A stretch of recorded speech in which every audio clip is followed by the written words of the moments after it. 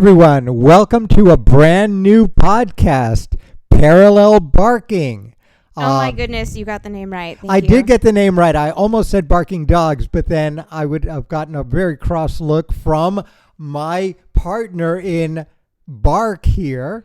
My name is Larry Backer, and I'm here with my daughter who is going to explain it all for us. Introduce yourself. Ariana Backer. Yes. And we intend, over the course of however long these podcasts last, to think carefully about what interesting new cultural productions, TV shows, news reports, and the like tell us about our culture, our law, the way in which we are as a society evolving. Or whatever it is that is on our minds. I mean. Right. And hopefully we will, as we have for many, many years, just not see eye to eye, and we will bark in parallel. And hopefully out of all of this, you may find something of interest. And with that, and for our very first podcast, I think we wanted to start with something big and splashy, ridiculous, because everyone is doing this, but we don't care.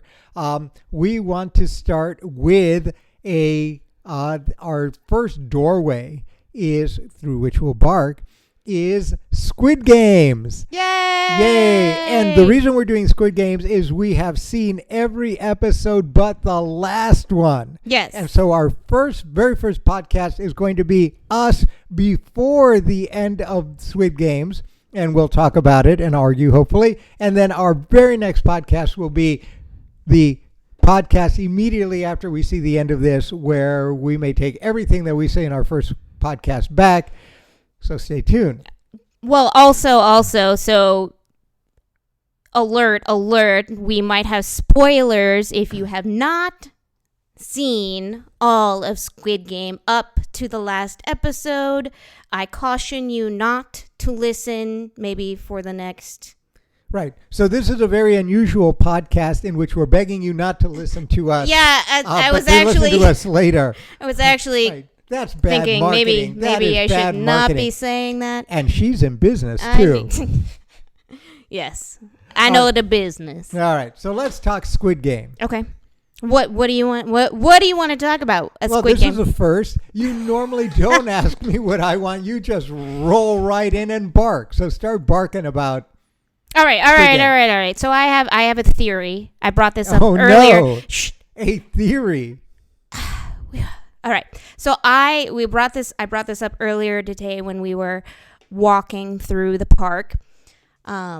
We do that when we're not barking at each other.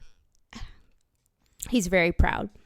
So my theory is that, well, we're at the point where we can Don't probably try to get. Just tell him what your All theory is. All right.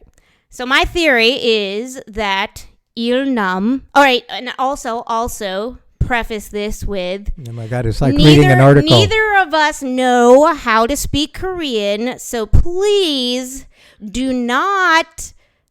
Think that this is in any way disrespect, but I might, Look, I can barely speak English myself. English is my second language, so you're going to have to excuse and all of the faux pas. Also, Dad is a boomer, so please be prepared oh my God, to she be was offended. desperate to get that in, and she did it in the very first podcast. Offended Good you will for be. you. Offended Yay, you will be. Okay, so yay. anyway, I think Il Nam, Not which now, I think daughter of boomer. Anyway, I think who is the number one contender, the number one player. I just use numbers. I do think that he is going to be the head honcho at the end. I think he is the front man's boss man. I think that's because you like old people. No, well, I was going to say no.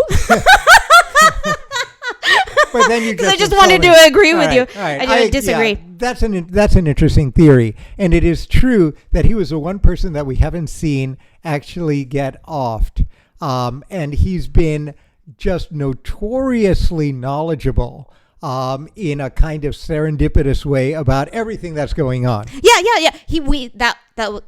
We All right. didn't see him. But that's because Ariana is an inherent gambler, and so the first thing she goes to when we look at this thing is, let's figure out which horse is going to win the race.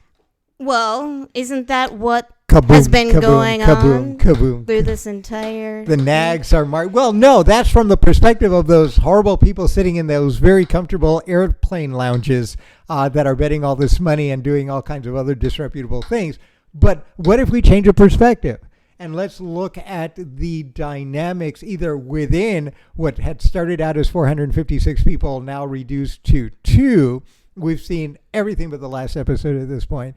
Or the dynamic between all of those people and the other people. I think it's very cool and a very interesting comment on our times that everyone is faceless. Normally, in the boomer generation, one of a set of stakeholders in an engagement, one of them would be erased as a person and would be reduced to a number or a symbol or an object, and the other would retain their personhood. And that's where boomers for the last 50 years have been engaging and talking about, we're getting rid of the individuality of people because there's privilege and there's hierarchy and whatever. This one is very interesting because in every case, the workers, the leaders, the people who are betting, and the contestants who are all being killed, everyone is reduced to a personality-less object, each of which has their own characteristics, each of which have their own kind of ambit of power and authority. The contestants essentially power over themselves within a very constrained environment. And then as you move into the labor ranks, you've got the hierarchy. Well, isn't that what archetypes are? I think that's what this is, right? It's not just archetypes. I looked at this and I go, oh my God, I live this. This is in a world in which we are all becoming data bytes, in a world in which we are effectively all essentialized and reduced to a collection of data and then reconstituted, that is a perfect expression of the way in which society is now viewing itself. And notice when I say society, that's an incarnation of another collective. It's a bunch of bits. What bits? Well, all of the little bits of the individuals now constituted as a quote unquote society, which becomes a person in itself. But everything is now the act of naming. And remember those scenes where they actually sit and worry about whether or not they should give their names. This is something personal, private, rather than their number, all the way up to the rich folks.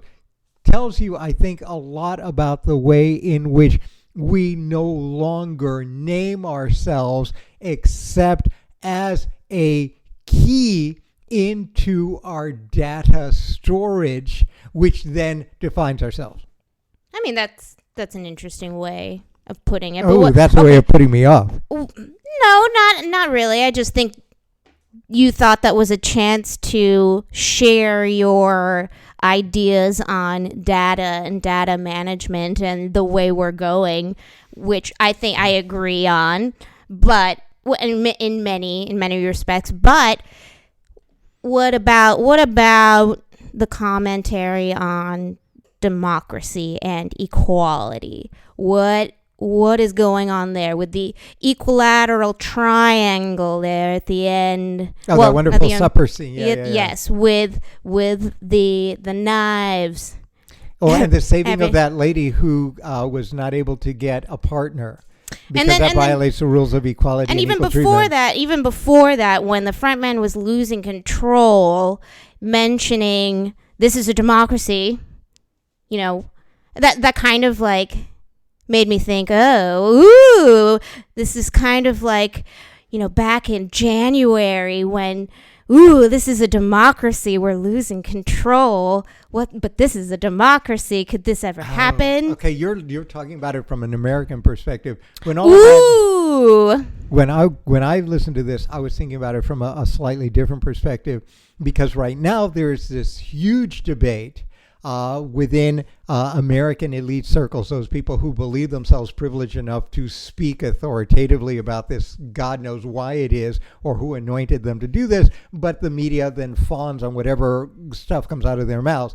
You've got those people, and then you've got a similar conversation coming out of Marxist-Leninist systems like China about the nature, form, and practice of democracy, which is very, very different. Yes, right? I agree And so with the that. Americans have now vested, they put all of their marbles in the theater of voting, what I would call exogenous democracy. That is, democracy starts and ends with the protection of people going and voting for someone or something. And the minute they're done with the act of voting, democracy's over. Because at that point, the representative can do as he or she will, subject to either a recall, which are usually unsuccessful, the California recall that just happened recently, or subject to some kind of petition and notice of being angry and suggestions about what they should do. So democracy in this country is now both a performance and exogenous to the actual work of government, in which the state then says, well, thank you very much for voting.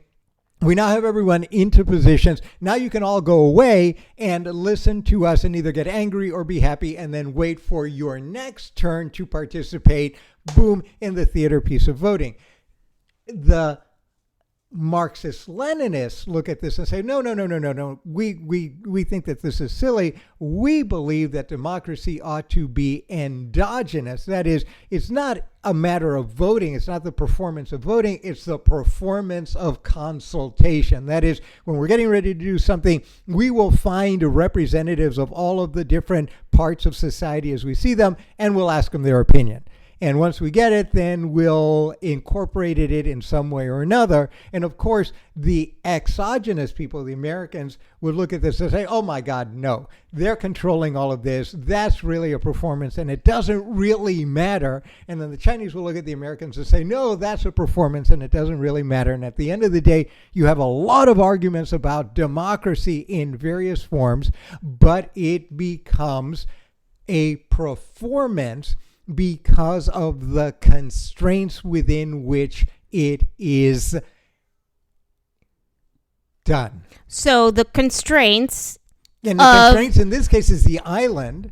right? And So everyone plays where do you see endogenous democracy and where do you see exogenous democracy in this context? The endogenous democracy was occurring within each group, and a interesting fusion of endogenous and exogenous democracy in that scene where after the first game there's a revolt and they say, no, we think this is terrible, and they say, okay, vote.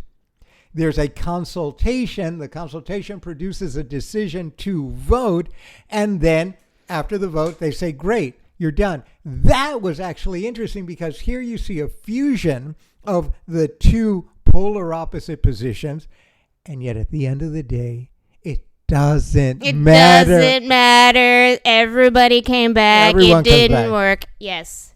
What a message. What a message.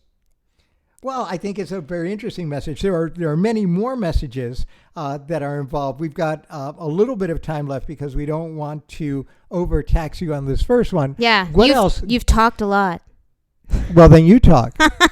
Bark. How can I? Woof, How woof, can I? woof, When you woof. railroad with your Woof. pontification. No. We've got the dog barking thing going, so I can't be railroading. I have to be rail barking. Seriously, like you just can't. You can't. Get back on track. Or get back on bark. So what other thing do you see? just love the sound of your own voice. No, actually, I do. But I love your sound even better. So be sonorous. I don't even know what to say, but About Squid for Game. those of you who hung in there, thank you. Really appreciate it. Right. Any last words or comments for this part of Squid Game? I want to know if you have a guess as to who the boss man is going to be at the end. Oh, who the boss man is. Oh, my God. Or it was driving me crazy. If they're going to reveal it. Oh, that's right. Or even better, if in fact the boss man is just a husk and there's really many different people who can assume that position. Well, that make it too complicated. But anyway, enough for now. Our time is up. Any last thoughts before we come back to this after we see the last episode? Nope. I'm just ready. All right. Bark, bark.